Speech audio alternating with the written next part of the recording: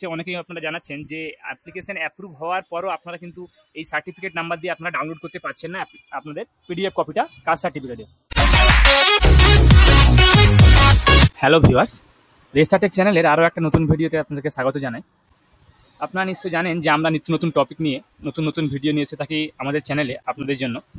তো আজকে সেমতো আমরা আবারও একটা নতুন ভিডিও নিয়ে এসেছি, যেখানে আমরা আপনাদেরকে কাস্ট সার্টিফিকেট সম্পর্কিত কিছু নতুন তথ্য বা কাস্ট সার্টিফিকেট আপনারা যখন অ্যাপ্লিকেশন করবেন তার স্ট্যাটাস বা আপনারা ডাউনলোড কীভাবে করবেন, বা অনেক সময় অ্যাপ্রুভ দেখানোর পরে ডাউনলোড হচ্ছে না, তো সেগুলো আমরা আজকের ভিডিওর মাধ্যমে আপনার কাছে ডিসকাস করব। আপনারা কমপ্লিটলি দেখুন, কোনো স্কিপ না করে।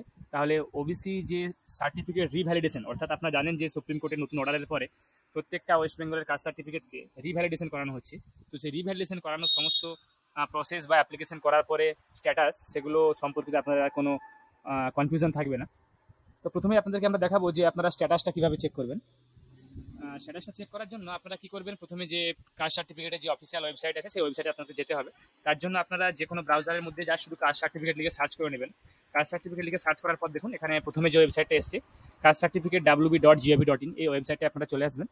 চলে আসার পর প্রথমে আপনাদেরকে আমরা একটা স্ট্যাটাস চেক করে দেখাবো।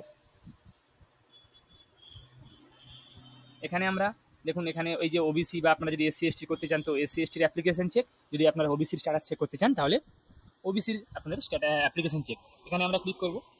ক্লিক করার পর আপনার যে অ্যাপ্লিকেশন করার সময় আমাদের যে অ্যাপ্লিকেশন নাম্বারটা জেনারেট হয়েছিল আমরা সেই নাম্বারটা কিন্তু এখানে দেব। দেওয়ার পর সার্চ অপশনে ক্লিক করবো। অ্যাপ্লিকেশন নাম্বারটা দেওয়ার পর আপনারা এখানে দেখতে পাচ্ছেন যে এই অ্যাপ্লিকেশনটা এখনও পেন্ডিং আছে, অর্থাৎ অ্যাপ্রুভ হয়নি। এটা 1/9/2025 অ্যাপ্লিকেশন করা হয়েছিল এবং ওবিসি বি এর জন্য অ্যাপ্লাইড করা হয়েছিল, কিন্তু অ্যাপ্লিকেশনটা এখনও পেন্ডিং আছে, অ্যাপ্লিকেশনটা এখনও অ্যাপ্রুভ হয়নি। তো এগুলোর জন্য আপনারা যাদের পেন্ডিং দেখাচ্ছে তাদেরকে আপনাদেরকে ওয়েট করতে হবে অ্যাপ্রুভ হওয়া পর্যন্ত, কেননা অ্যাপ্রুভ না হলে আপনারা বাকি যে প্রসেসগুলো সেগুলো আপনারা করতে পারবেন না। এরপরে আমরা আসি যে যাদের অ্যাপ্রুভ দেখাচ্ছে, দেখুন আমি আপনাদেরকে আবারও একটা স্ট্যাটাস চেক করে দেখাবো, যেখানে আপনারা দেখতে পাচ্ছেন যে এই অ্যাপ্লিকেশনটা কিন্তু সেম 1/9/2025 হয়েছিল।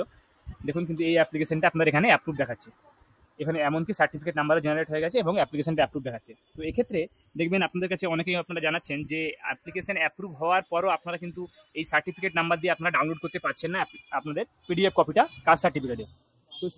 তো সেক্ষেত্রে যখন আপনারা ডাউনলোড করতে যাবেন তখন আপনারা যদি কোনো সমস্যার সম্মুখীন হন যে আপনারা ডাউনলোড করতে পারছেন, তো সেক্ষেত্রে আমরা দেখুন একটা ডাউনলোড আপনাদেরকে করে দেখাবো। ডাউনলোড সার্টিফিকেট অপশানে আমরা যাব। এখানে তারপরে আমরা এখানে অ্যাপ্লিকেশন নাম্বারটা আমরা এখানে সার্টিফিকেট নাম্বার বা অ্যাপ্লিকেশন নাম্বার যেটা হোক আপনাদের দিলেই হবে। এরপরে আমরা এখানে নামটা এখানে দেব।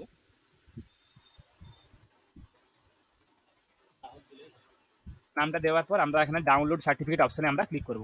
ডাউনলোড সার্টিফিকেট অপশানে ক্লিক করার পর আপনারা দেখতে পাচ্ছেন আমাদের কিন্তু সঙ্গে সঙ্গে এখানে কিন্তু আমাদের সার্টিফিকেটটা ডাউনলোড হয়ে গেছে। যদি আপনাদের ডাউনলোড সার্টিফিকেটে ক্লিক করার পর সার্টিফিকেট ডাউনলোড হয়ে যায় তাহলে জানবেন আপনাদের অ্যাপ্লিকেশনটা, আপনাদের সার্টিফিকেটটা ডিএসসি অ্যাপ্রুভ, অর্থাৎ আপনাদের ডিজিটাল যে সাইন করতে হয় অ্যাপ্লিকেশনটা অ্যাপ্রুভ হওয়ার পর সেটা হয়ে গেছে। আর যদি আপনাদের ডাউনলোড না হয় তাহলে সেক্ষেত্রে আপনাদের আলাদা করে আপনাদের আর কিছু করতে হবে না বা কোনো ভয় পাওয়ার দরকার নেই। আপনাদের অ্যাপ্লিকেশনটা এখনও ডিএসসি হয়নি, অর্থাৎ আপনার অ্যাপ্লিকেশনটা অ্যাপ্রুভ হয়ে গেছে কিন্তু এখন ডিজিটালি যে সাইন সেই সাইনটা কিন্তু এখনও হয়নি, তাই আপনারা অ্যাপ্লিকেশনটা ডাউনলোড করতে পারছেন না। তো সেক্ষেত্রে আপনারা ওয়েট করুন, হয়তো আগামী কয়েকদিনের মধ্যে হয়তো আপনাদের অ্যাপ্লিকেশনগুলো যখনই ডিজিটাল সিগনেচার হয়ে যাবে তখনই আপনারা কিন্তু অ্যাপ্লিকেশনগুলো এভাবে ডাউনলোড করে নিতে পারবেন বা সার্টিফিকেটগুলো আপনারা এভাবে ডাউনলোড করে নিতে পারবেন। এরপরে দেখুন আরও একটা বিষয় থাকে, ধরুন আপনার অ্যাপ্লিকেশনটা ডিএসসি হয়ে গেছে তারপরেও আপনারা ডাউনলোড করতে পারছেন না। তো সেক্ষেত্রে আপনাদেরকে আমরা একটা জিনিস দেখিয়ে দিই যে আপনারা প্রত্যেকটা আপনারা যেই ব্রাউজারই আপনারা ইউজ করবেন, ধরুন আমরা এখানে আমাদের মাইক্রোসফট এজ ব্রাউজার ইউজ করছি, তো আপনারা ক্রোম বা ফায়ারফক্স বা অন্য যে কোনো ব্রাউজার ইউজ করতে পারেন। তো সেক্ষেত্রে আপনারা বলবো যে আপনাদের যে ব্রাউজারে যে পপ আপ যে অপশানটা ওটা যেন ব্লক না থাকে, কেননা পপ আপ ব্লক থাকলে কিন্তু অনেক সময় আপনাদের ডাউনলোড হয় না, সেক্ষেত্রে ওয়েবসাইটটা রিডাইরেক্ট যেহেতু হতে পারছে না তার ডাউনলোড কিন্তু হয় না। তো আপনারা পপ আপটা চালু আছে না বন্ধ আছে আপনারা কীভাবে দেখবেন বা বন্ধ থাকলে কীভাবে অন করবেন, দেখুন আমরা ব্রাউজারের যে সেটিংস আমরা দেখতে পাবেন, ক্রোম ব্রাউজার বলুন বা ফায়ারফক্স যে কোনো সব ব্রাউজারে একই থাকে, এরকম একটা 3 ডট থাকে, সেখানে আমরা গিয়ে সেটিংস অপশানে এরকম ক্লিক করবো। সেটিংস অপশানে ক্লিক করার পর একটা সার্চের অপশান আপনারা পেয়ে যাবেন। দেখুন এখানে যে সার্চ অপশান আছে এটা পেয়ে যাবেন। এখানে আমরা পপ আপ একবার ডিরেক্ট আপনারা লিখে সার্চ করে নেবেন। পপ আপ লিখে সার্চ করার পরে দেখুন আমাদের এখানে পপ আপ কিন্তু অনেকগুলো ওয়েবসাইটে আলাদা আলাদা করে অ্যালাউ করা আছে। তো সেক্ষেত্রে আপনারা যদি দেখতে পারেন এখানে ব্লক করা আছে তো আপনারা এখানে ব্লকটাকে অ্যালাউ করে দেবেন এবং যদি অ্যালাউ থাকে তাহলে কিন্তু খুব সুন্দর আপনাদের ডাউনলোডগুলো হয়ে যাবে।